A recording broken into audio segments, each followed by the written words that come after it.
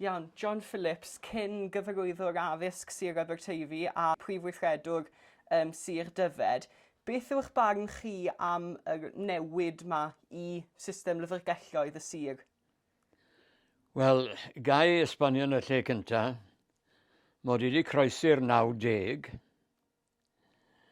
ag wel, dwi ddim wedi bod yn rhan o'r cynnwr sydd yn y dre ar hyn o bryd, ond yn sicr fe fydden ni'n gofidio'n fawr petai'r adeilad newydd godwyd gyda Cyngor Sir Dyfed yn y lle cyntaf yn cael ei wacau, a'r cyfan yn cael ei trosglwyddo efe lawr i rhyw fan arall ochr draw i'r maes parcio Rwceri. Dyna'r bwriad. Dwi ddim wedi gweld dim byd ysgrifenedig ar y mater yma, jyst clywed am y straeon sydd o gwmpas Llanbed, ac wrth gwrs y pryderon sydd wedi cael eu codi am effaith hyn ar llyfrgell ar gyfer Llanbed ac yn ehangach na hynny felly. Beth yw eich ymateb chi o'r cynllun i symud y llyfrgell o ganol y dref felly i y ganolfan les? Wel, rhaid chi gofio taw, mae pobl wedi anghofio am enw gŵr arbennig, sef Alun R. Edwards, a fagwyd yn ysgoldy Llanio, ac a ddaeth yn llyfrgellydd yr hen Sir Aberteifi. Enillodd Alun enwogrwydd mawr fel y prif lyfrgellydd yng Nghymru. Ac gai roi un enghraifft i chi ar yr hyn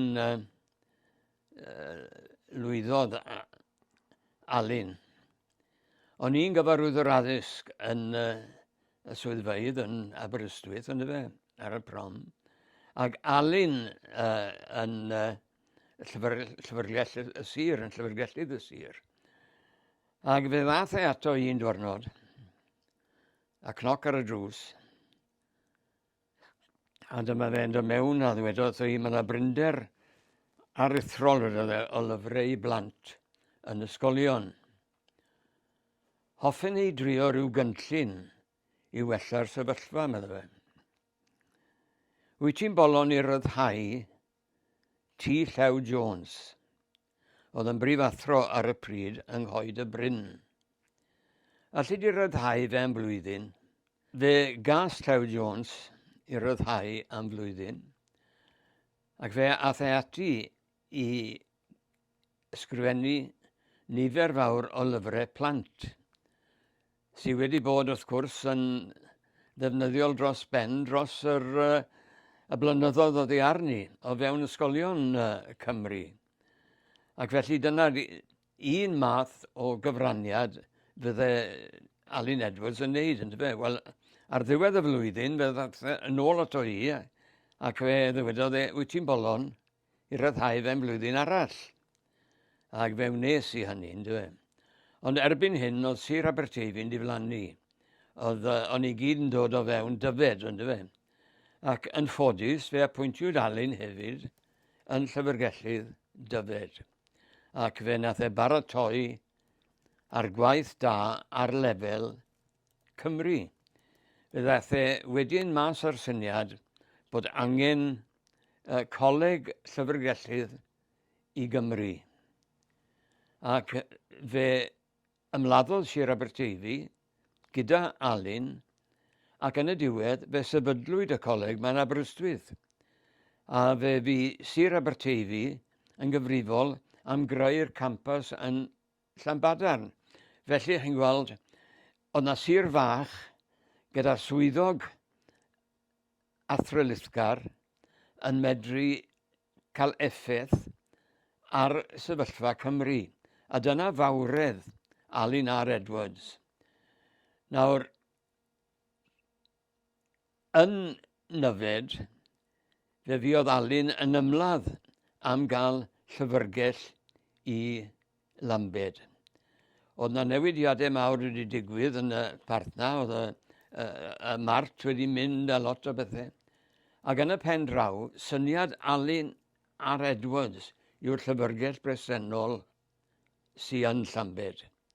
Fe agorwyd dwi ddim yn sicr o ddyddiadau, wy'n bach yn hyn.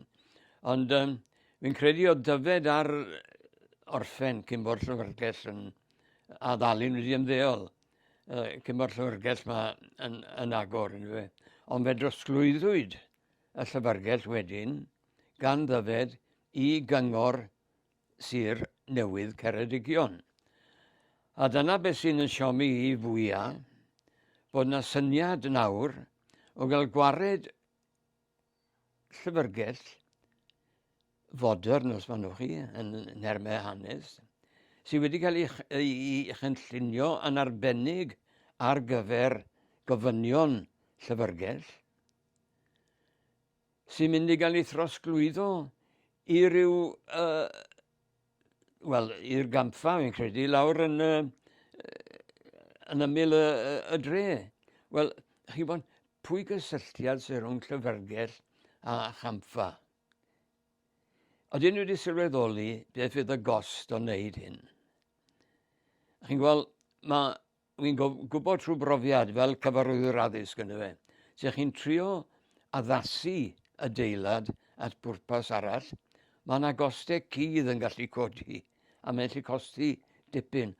Beth fydd y sefyllfa wedyn, fydd na adeilad gwag yn y man delfrydol lle mae nawr, a chostau yn cael ei, yn dod ar gyfer addasu y lle newydd yma.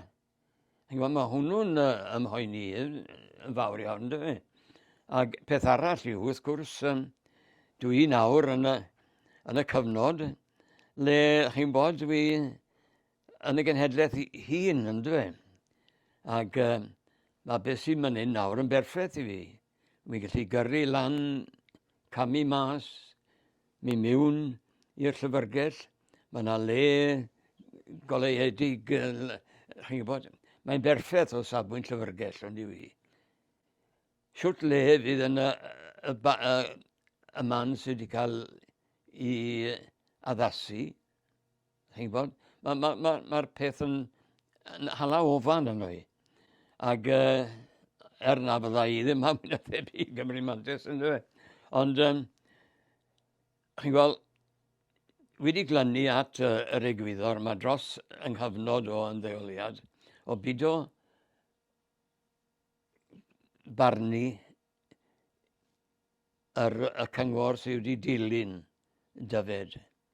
Ac mae'r ofan nawr bod rhaid i fi dorri ar yr egwyddor yna. A dyna beth yw craidd y broblem, ynddo fe. Mod i ddim yn gallu gweld synwyr cyffredin yn y peth. Ac peth arall, chi'n gweld, nawr, mae'r sir sy'n rheoli Ceredigion nawr yw Plaid Cymru, ynddo fe. Wel, sut yn y byd yma Plaid Cymru yn dod â cynllun fel hyn allan, os yw e'n gynllun, os da ddim o'r beth sy'n cael ei drafod yw pam i ryddhau fe ar hyn o bryd a chreu'r holl stwr o fewn y dre ac yn y blaen, os mae dim ond cynllun sy'n cael ei drafod ymhlith swyddogion yw e. A felly mae'n bryd i ni gael nawr gwirionedd y sefyllfa ynglyn â ble i ni ar hyn o bryd. Mae ymgynghoriad yn mynd i fod mis nesaf i ganfod barn gwahanol bobl, a mae gwasgfa economaidd dirfawr ar y cyngor sir. Oes, ond beth yw'r swm sy'n cael ei 70,000 yw e? Mae 70,000 yn mynd i gael ei Wel, fel dyn fi oedd yn rheoli miliynau o fewn Dyfed, beth yw 70,000 o'i gymharu a'r costau fyddan nhw'n goffod ymgymryd â nhw i symud llyfrgell gyflawn i leoliad arall. Nid mater o ddod â cwpl o fans lan i symud cwpl o lyfrau, fe rhaid addasu'r lle yna ar gyfer llyfrau. fi rhaid addasu'r lle ar gyfer y cyhoedd. Fydd hwn yn adeilad lle fydd i dysgwyl i'r cyhoedd i fynychu y lle. Fydd na reolau ynglyn â anabal, tân. Chi'n gwybod, mae'r pethau yma'n mynd i godi. Ac dyla'r cynllun yma byth fod cael i ddangos, hyd nes bod yna gynllun llawn y mynegu holl obligiadau y sefyllfa. Nid mater o ofyn am farn, does dim ffeithiau wedi cael ei datgelu o gwbl. Beth yw'r gost o hyn yn mynd i fod? Beth yw'r manteision yn mynd i fod? Cyn bod dyn yn gallu asesu y peth, mae'n rhaid cael adroddiad llawn ar y peth. Mae'n beth mawr o safbwynt cyllid. Falle fydd hwn yn costi dipyn yn fwy na 70,000 i gyngor Ceredigion yn y pen draw. Yn sicr y fydd e yn cyfri hynny. Ond cam gwag yw jyst dod ar ryw rumor os manwch chi, fel mae hwn nawr. Mae rhaid ni gael pobl arbenigol mewn sy'n delio ar pethau yma i weld beth yw beth sy'n mynd i godi fel costau cyfreithiol. Chi'n gwybod, fel mae nawr, dwi'n mynd i cael unrhyw ffaith o beth yw effaith hwn. Dwi'n gwybod neb arall wedi. Un cyfarfod cyhoeddus wedi bod. A dim atebion mae'n debyg, o'n i'n bresennol. A dim atebion mae'n debyg yn cael ei rhoi i gwestiynau. Sut mae disgwyl i bobl Llanbed i fynegu barn gyflawn heb wybod y cyfan o'r obligiadau bydd yn deillio o hyn. A i fynd nôl ato Alun ag Edwards, be fyddech chi'n meddwl fyddai ymateb sef fyw heddi? Wel, gai weid un peth. Oedd Alun wedi ymddeol cyn diwedd Dyfed, ac fe ges o'i alwad ffôn wythnos diwetha wrth llyfrgellydd ola Dyfed. Ac oedd e methu credu'r peth, ynddo fe. Ac y peth cyntaf wedodd e, wel, yn sicr fydde hwn yn amharchu'r cof am un o fawrion byd diwylliannol Cymru, sef Alun ar Edwards, mwyn rhyw swm o 70,000. Mae'r peth mae'n peth yn afres angredadwy os manwch chi. Chi'n gwybod bod y peth mae'n cael ei wyntyllu ar hyn o bryd, heb fod yna asesiad llawn wedi cael ei wneud gan arbenigwyr sy'n ar cymwysterau i esbonio i ni beth yw'r oblygiadau. Ond fel dwedes i, dwi nawr yn torri ar egwyddor mod i yn ymyrryd falle a gweithgareddi'r cyngor sir presennol. Ond allai ddim derbyn bod y syniad yma mynd i wella cyfleusterau Llanbed. Gret, John Phillips, os unrhyw beth arall gyda chi? Wel, ar hyn o bryd, dwi ddim yn gwybod beth yw oblygiadau hyn. Wel, wi'n mynd yn gyson i'r llyfrgell. A fydd yn sefyllfa i o safbwynt y llyfrgell yn gwella oherwydd hyn, neu o leia yn dal yr un peth oherwydd hyn, neu fydd hi'n mynd yn gwbl amosibl i fi, falle, i fynd mwyach i'r llyfrgell. Ac i lawer o bobl, falle, yn oedran ni, ynddo fe. Gret, diolch yn fawr i chi am eich amser heddi i siarad gyda Clonc 360. Ni'n ddiolchgar iawn.